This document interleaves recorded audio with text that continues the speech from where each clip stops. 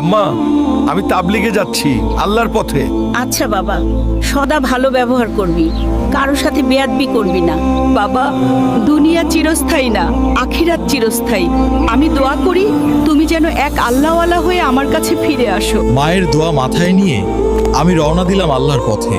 জানি না কি হবে, কিন্তু জানি আল্লাহ আমাকে খালি হাতে ফেরাবেন না। হাদিসে এসেছে, যে আল্লাহর পথে জ্ঞান অর্জন করে এবং তা মানুষের মাঝে প্রচার করে, আল্লাহ তাকে জান্নাতে উঁচু স্থান দান করবেন। আলহামদুলিল্লাহ। আসসালামু আলাইকুম ভাইরা।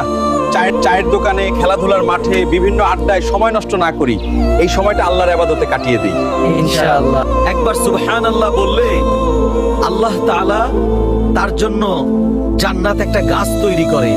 এই গাছটি দ্রুতগামী ঘোড়া যদি 500 বছর পর্যন্ত দৌড়ায়, সেই রাস্তা শেষ হবে না। ভাইজান, কমেন্টে সুবহানাল্লাহ বলে যাবে।